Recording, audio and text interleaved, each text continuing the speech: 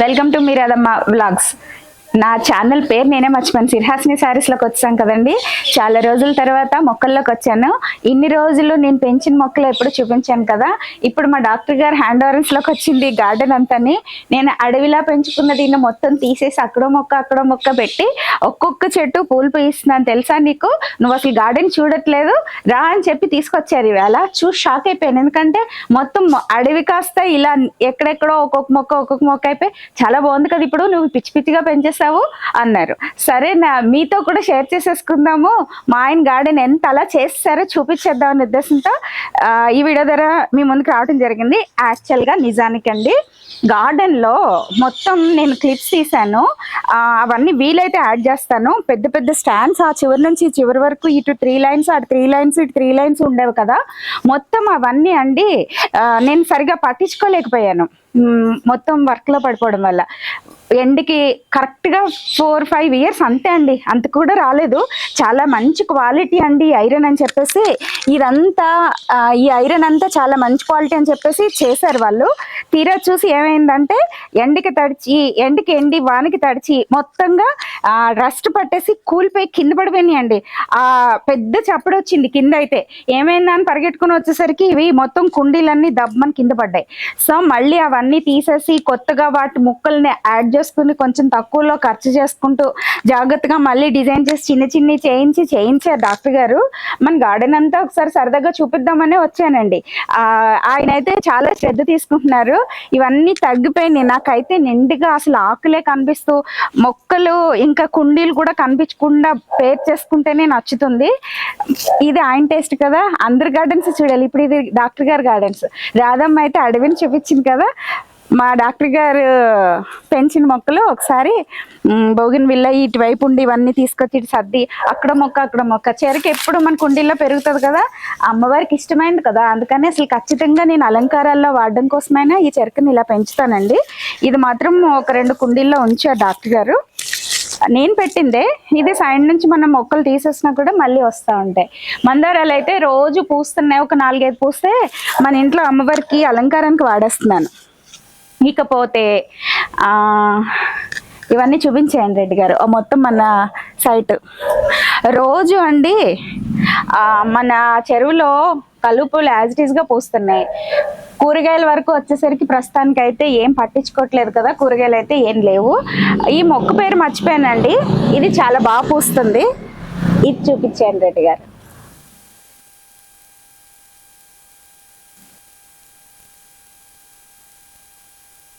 అన్ని వంగ మొక్కలు. అవి మా నారాయణ ఏం చేశాడంటే అండి, ఇప్పుడు నారాయణని చూపిస్తానే మీకు. కూరగాయలు దొండకాయలు కొయ్యటం లేదేంటి, అన్ని కాయలు వచ్చేస్తున్నాయి కదా, రోజు కొయ్యట్లేదు ఏంటి అన్నానని వాడికి చిరాకేసి కొయ్యటానికి మొక్క మొదలుకి తీస్తాడండి. వాడిని ఏం చేయాలో మీరు చెప్పండి. వాడిని చూపించండి ఒకసారి. వాడు అంత తేడా అన్నమాట. నారాయణ అంటే అంత తేడా. చూడండి ఎలా పారిపోతున్నాడో వాడు. చెప్పరా ఇప్పుడు సమాధానం. దొండకాయ మళ్ళీ అందులో ఇప్పుడు ఏకదాటిగా నారాయణ అందరూ తిట్టొచ్చా. ఇదండి. అప్పుడు నేను ఈ మొక్కలన్నీ ఇవేంట్రా పేర్లు మర్చిపోతాను, స్నేక్ ప్లాంట్ అంటారు. నేను అప్పుడు విడదీసి పాతాను కదా 4 కుండీలు. అసలు ఇక్కడ పెట్టిన స్టాండ్స్ అన్నీ మొత్తం అన్నీ ఇరిగిపోయినాయండి. ఇంత లైట్గా అయిపోయింది ఇప్పుడు మన గార్డెన్. ఇక్కడ జీజీ ప్లాంట్ బ్లాక్ ఉండా లేదు నారేనా డాక్టర్ గారు నువ్వు సర్దేసి నా మొక్కలన్నీ అడ్రస్ లేకుండా చేసేసారండి. సర్లే ఎలాగో పసుపు ఉంది కదా, పసుపు హార్వెస్ట్ చేద్దాం అన్నారు. అప్పుడు 4 వాటిలో వేసాం కదా. ఏమైనా పెరిగిందా లేదా? నేనైతే ఈ సంవత్సరం అస్సలు పట్టించుకోలేదు. చీరలు అమ్మకంలో బిజీ అయిపోయింది. మీరాదమ్మా ఇప్పుడు మొక్కల్ని కొంచెం ఈ లాస్ట్ ఇయర్ అయితే ఒక 4-5 కేజీల దాకా వచ్చింది మనకి. ఈ సంవత్సరం ఎంత వచ్చిందో చూసేద్దాం. పసుపు ఏమైనా వచ్చిందో రాలేదో, వీళ్ళు ఏమైనా పట్టించుకున్నారో లేదో. ఇప్పుడు బండారం అంతా బయటకు వస్తుందేరా. నేను ఇప్పుడే నెయిల్ పాలిష్లు వేసుకున్నాను. బాగుందా? చూసారా? నెయిల్ పాలిష్ వేసుకున్నానని మట్లో చేతులు పెట్టట్లేని మీరు రాదమ్మా. వచ్చింది రోయ్. అది ఇలా ఇచ్చే సరిగ్గా రాలేదురా.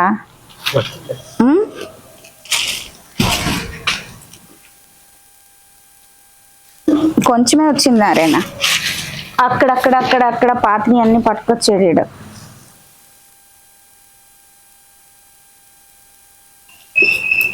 బలంగా రాలేదు నారాయణ. ఇది ఆరిన తర్వాత ఇంకా సన్నగా అయిపోతున్నాయి ఇవి యాక్చువల్గా నేనేమి పసుపులు ఆడించిన, నాకు ఇది ఎక్కడ సరిపోతుందండి, ఫేస్కి రాసుకోవడం వరకు వాడుకుంటాం మేము.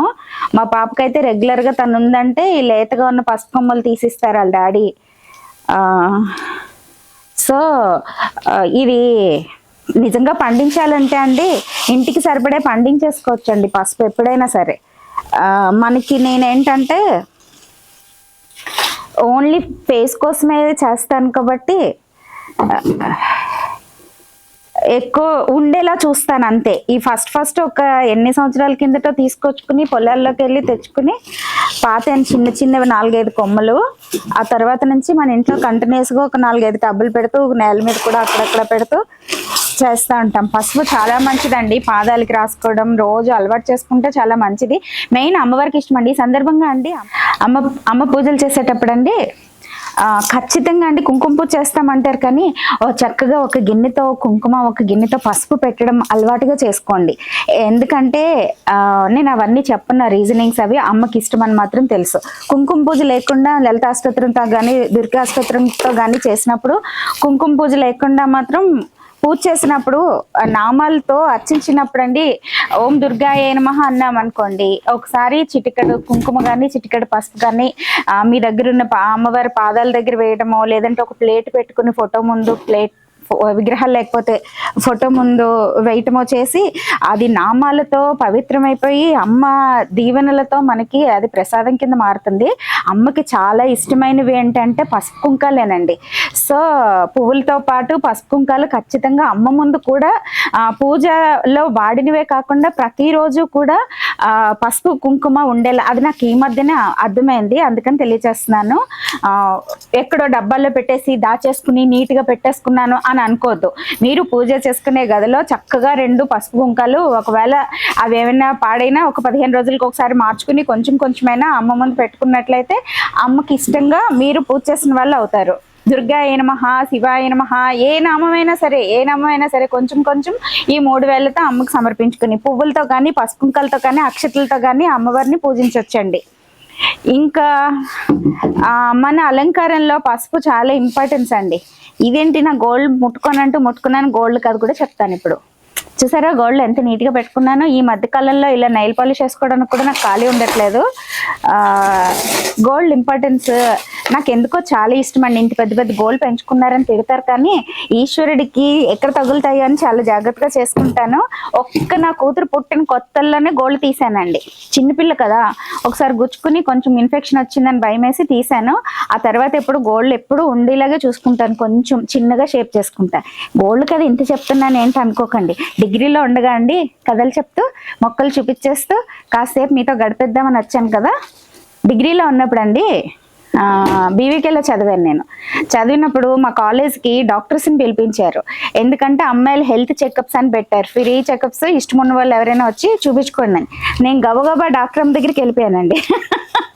ఎందుకో తెలుసా, నా గోళ్ళు పైకి పెరుగుతున్నాయి, ఇలా స్ట్రైట్గా రావట్లేదు ఏంటి అని అడిగాను. దానికి ఏమైనా ట్రీట్మెంట్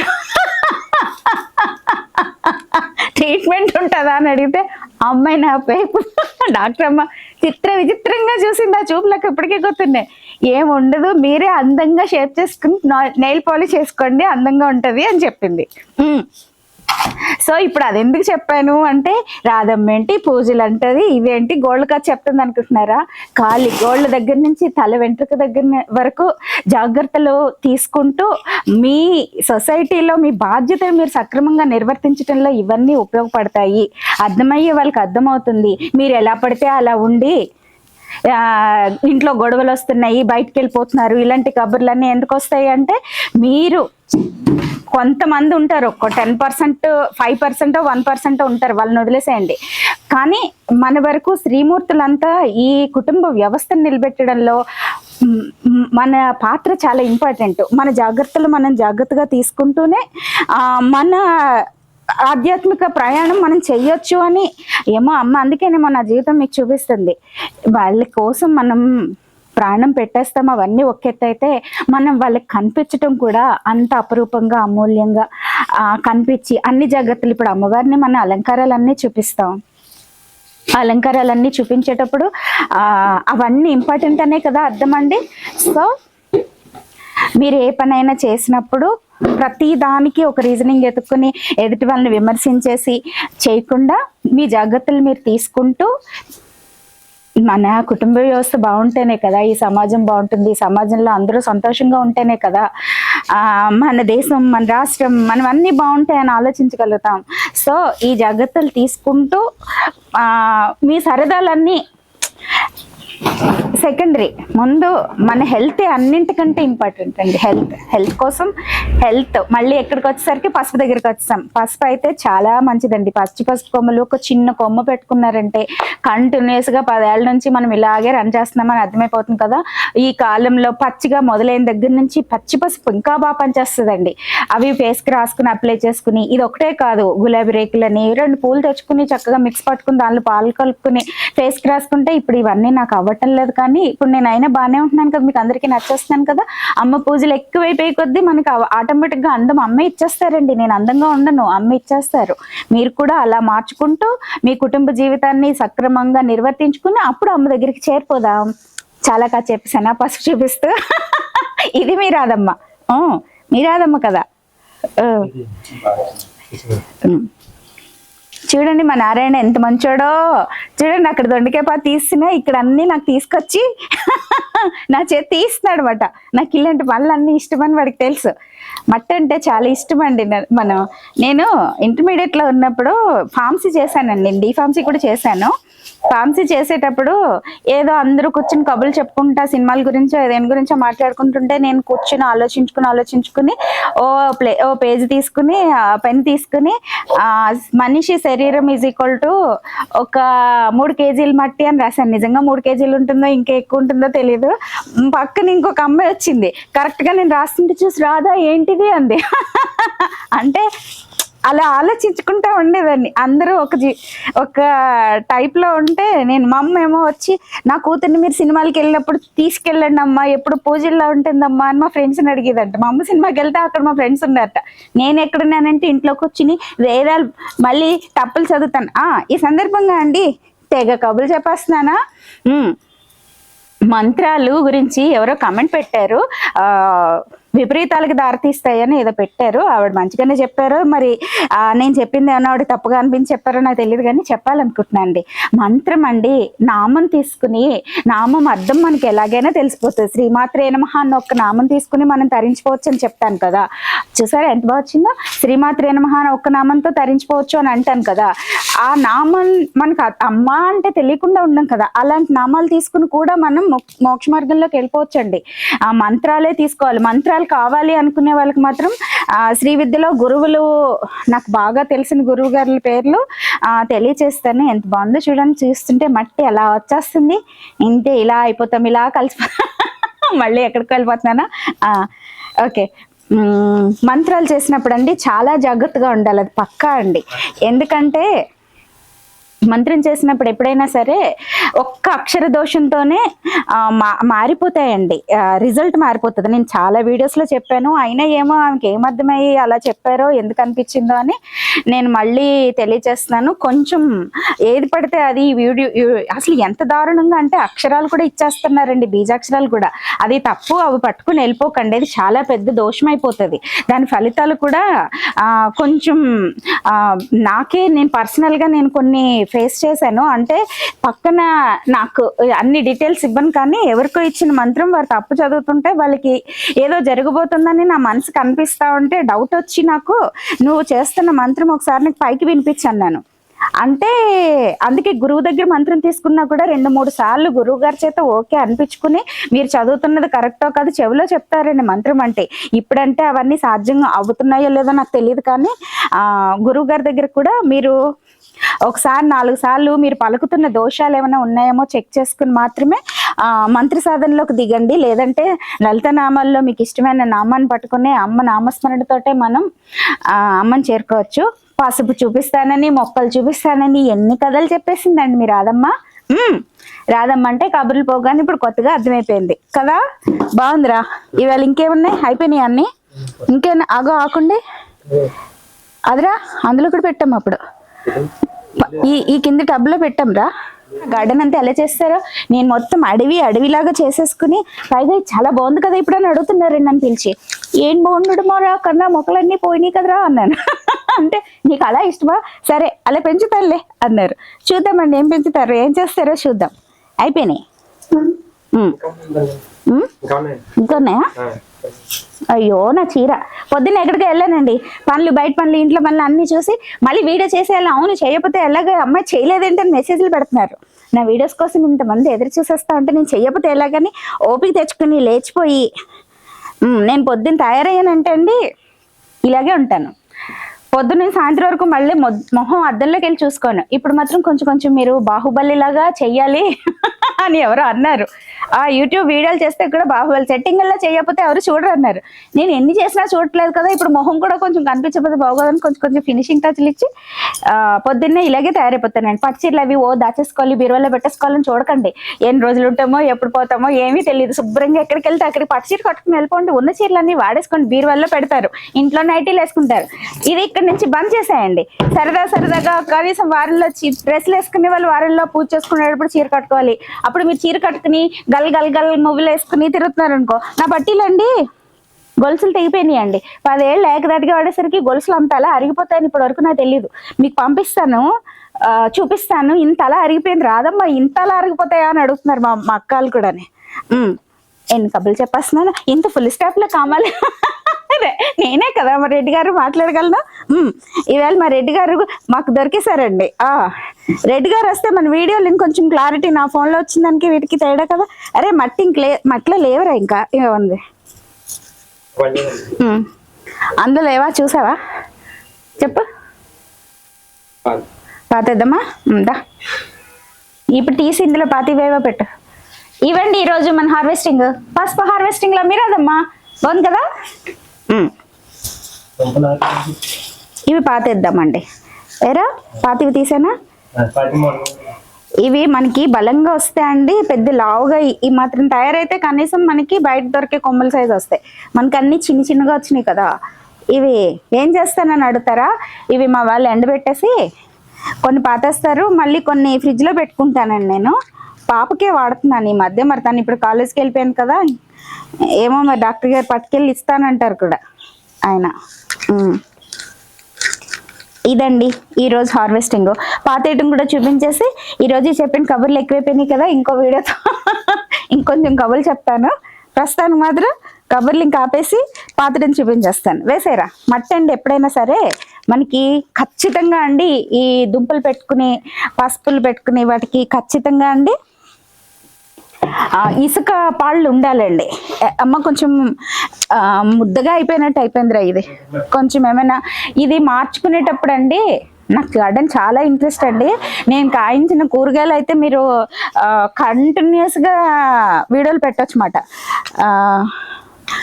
ఒక పక్క నుంచి కాయగూరలు ఏదో ఒకటి వచ్చేస్తుంది. ఇంట్లోకి అయితే తక్కువ కొంటున్నాను ఈ మధ్య. టమాటాలు మాత్రం కొంటున్నాను, ఎందుకో టమాటాలు రాలేదు. కానీ నాకు దొండకాయలు, వంకాయలు, బెండకాయలు, ఆకుకూరలు, చిక్కుడుకాయలు కూడా బాగా కాసినాయి ఈ సంవత్సరం మన ఇంట్లో. వీడియోలు చేయడానికి నాకు ఈ సందర్భంగా అండి మొక్కలు పిచ్చోళ్ళు అందరికీ చెప్తున్నాను, మనం ఏం వేసినా మొక్కలు అన్నవి వచ్చేస్తూ ఉంటాయండి.